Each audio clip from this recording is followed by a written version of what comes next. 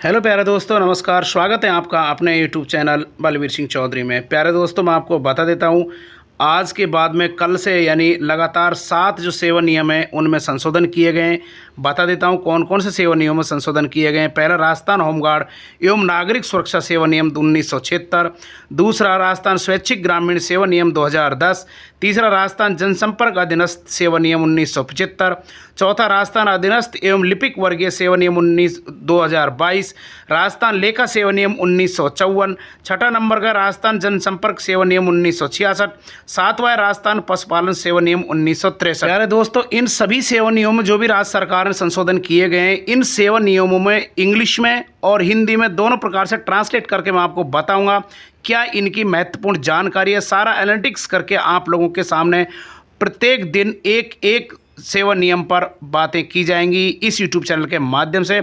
आप लोगों से निवेदन है, यदि आप इन सारे सेवा नियम संशोधन में इंटरेस्टेड हैं, चैनल को लाइक और सब्सक्राइब कर दीजिएगा, बेल आइकन को ऑल प्रेस करना नहीं भूलेगा।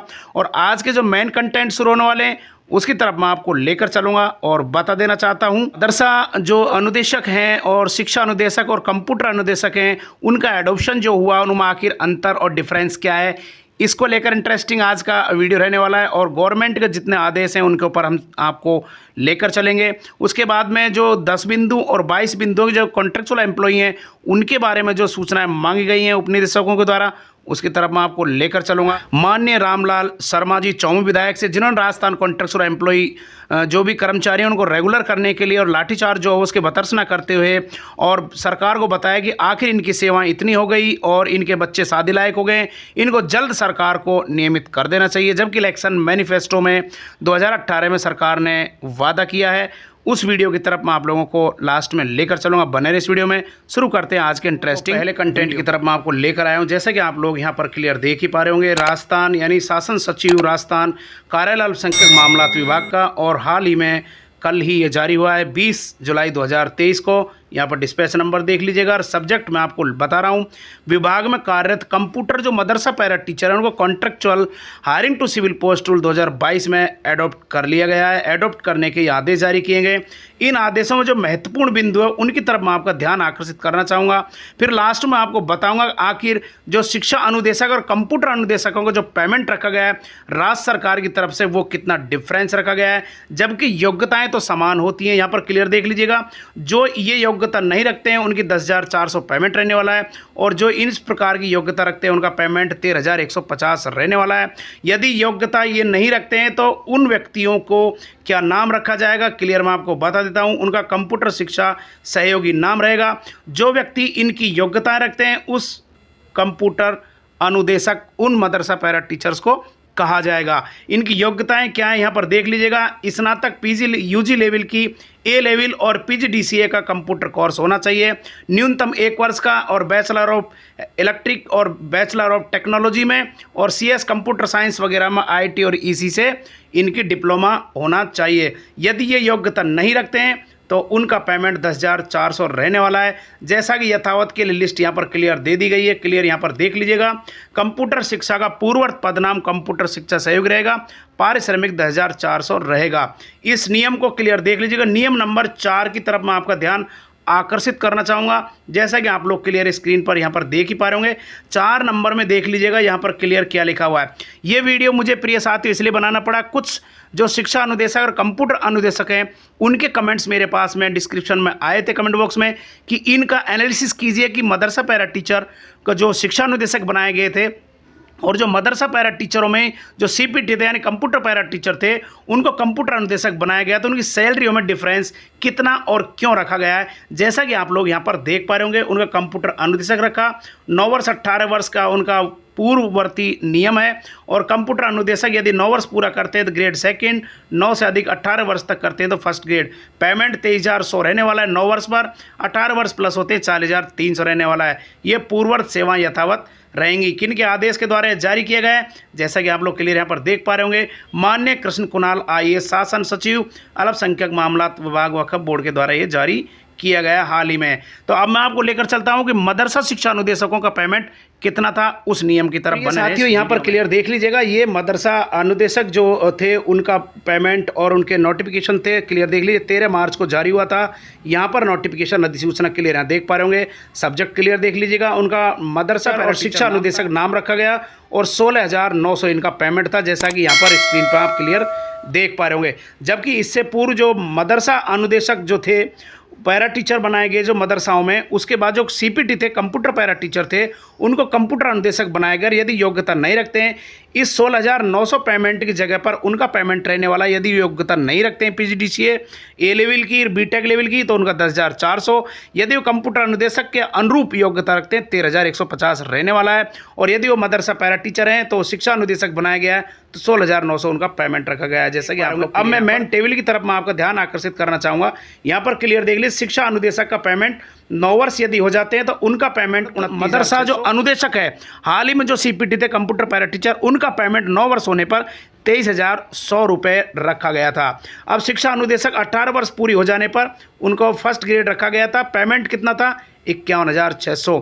और मदरसा अनुदेशक जो थे उनका 51,600 है। और कंप्यूटर जो अनुदेशक अभी बनाए गए हाल ही में, उनका 18 वर्ष पूरे होने पर 40,300, जो कि मैंने नियम में आपको दिखाया था। अनट्रेंड कंप्यूटर अनुदेशक रहने पर 10,400, 13,150 वर्तमान में रहने वाला पेमेंट। और मदरसा अनुदेशक का पेमेंट यदि वो अनट्रेंड रहते हैं तो 10,400 रहेगा, ट्रेंड है तो 29,600 रुपये पेमेंट क्लियर इसमें आप क्लियर देख पा रहे होंगे। और 16,900 उनका पेमेंट वर्तमान में रहने वाला है। अब लेकर चलता हूँ मूल नियम। अब मैं आपको मूल नियम की तरफ लेकर आ चुका हूँ। यहाँ पर क्लियर आप लोग देख पा रहे होंगे, इस प्रकार से सारा आप लोगों को एक्सप्लेन करके मैंने बता दिया क्या क्या डिफरेंस। कंप्यूटर अनुदेशक उनका नाम रखा गया है, जबकि जो मदरसा में पैरा टीचर थे उनका शिक्षा अनुदेशक नाम रखा गया है। क्या क्या पेमेंट था उस पेमेंट के बारे में मैंने आपको बता दिया। किन के ऑर्डर क्लियर यहाँ पर देख पा रहे होंगे। माननीय जमील अहमद कुरैशी संयुक्त शासन सचिव अल्पसंख्यक परिपत्र को जारी किया गया है और माननीय कृष्ण कुणाल आईएएस शासन सचिव अल्पसंख्यक मामलात विभाग के द्वारा जारी किया गया। चलते हम नेक्स्ट कंटेंट की। शिक्षा विभाग के द्वारा ये जारी किया गया है और मेन टॉपिक और किसके लिए डेलीकेट किया गया? राजस्थान परियोजना निदेशक राजस्थान स्कूल शिक्षा परिषद के लिए जारी किया गया। सब्जेक्ट क्लियर देख पा रहे होंगे, सहायक शिक्षक के जॉब चार्ट निर्धारण के संबंध में।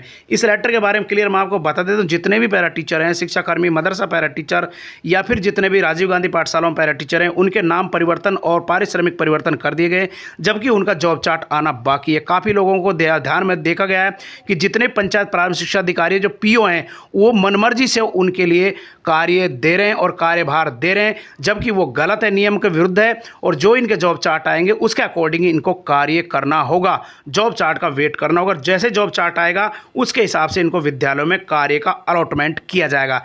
आज चलते की तरफ ले आए हूँ। यहाँ पर राजस्थान स्कूल शिक्षा परिषद का जारी किया गया लेटर है कल का 20 जुलाई 2023 का। यहाँ पर डिस्पैच नंबर देख लीजिएगा और यहाँ पर किन के लिए डेलीकेट किया गया है। जिला शिक्षा अधिकारी मुख्यालय प्राइमरी शिक्षा समस्त के लिए जारी किया गया है। और यहाँ पर सब्जेक्ट भी क्लियर आप लोग यहाँ पर देख पा रहे होंगे। सब्जेक्ट क्लियर देख लीजिएगा। सब्जेक्ट में क्लियर लिखा है शिक्षा सहायक और सहायक शिक्षक जो यानी शिक्षाकर्मी पूर्व में थे, ट्रेंड और अनट्रेंड, उनको वरिष्ठ और वरिष्ठतर सामान्य के पद पर एडॉप्ट करके और उनकी जो सूचनाएं भिजवाने के लिए ये लेटर जारी किया गया है। इस लेटर का मेन मोटो मैं आपको बता देता हूं कि उनके लिए जो बजट जारी किया जाएगा यानी मानदेय की जो सैलरी जारी किया जाएगा वो इस सूचना के आधार पर जारी किया जाएगा। जैसा कि यहाँ पर क्लियर मैंने वो टेबल यहाँ पर क्लियर देख लीजिएगा। 22 बिंदु यहाँ पर टेबल में रहने वाले हैं। क्लियर यहाँ पर देख लीजिए 1 से लेकर और 22 बिंदु तक यहाँ पर रहने वाला है। यहाँ पर जॉब चार्ट यदि आ चुका है तो यहाँ पर टिक करना है कि जॉब चार्ट इनका आ चुका। इसके अकॉर्डिंग इनकी सूचना यहाँ पर अद्यतन कर देनी है। 22 बिंदुओं के अकॉर्डिंग समस्त जिला शिक्षा अधिकारी के द्वारा ये प्रेषित की जाएंगे राजस्थान स्कूल शिक्षा परिषद के माध्यम से। अब चलते हैं पांचवें कंटेंट तरफ ले आया हूं जो बहुत ही महत्वपूर्ण रहने वाला है। यहाँ पर क्लियर देख लीजिए माननीय कार्यालय निदेशक प्राथमिक शिक्षा राजस्थान बीकानेर के द्वारा जारी किया गया डिस्पैच नंबर देख लीजिएगा और समस्त जिला शिक्षा अधिकारियों के द्वारा जारी किया गया। सब्जेक्ट क्या रहने वाला है? संविदा नियम 2022 के तहत एडॉप्ट किए गए प्रारंभिक शिक्षा के अधीन कार्यरत पैरा टीचर एवं ग्राम पंचायत सहायकों को विद्यालयवार सूचना भिजवाने के संबंध में। और सूचनाएं कितने बिंदु की? 11 बिंदु की।